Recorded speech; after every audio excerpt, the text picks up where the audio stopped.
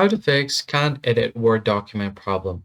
Hey guys, welcome back to the channel. Today I'm going to show you a quick and easy way to fix if you are not able to edit your Word document. So this happens because the creator of the document has added some restrictions over the document.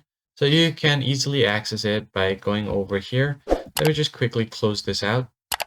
And once you close out your document, you need to find the location of your document. I have my doc right over here. What you need to do is rename the extension. If you don't see the extension over here, you need to go to View. And then from here, you need to go ahead and click on Show. And then click on File Name Extension. Make sure this is checked. And then you can easily find the .docs file extension over here. So all you have to do is rename this. And you can do that by renaming it to zip. So make sure you do it like word.zip. Click on yes, and it will be converted into a zip file. Now open it up, then go inside the folder called Word.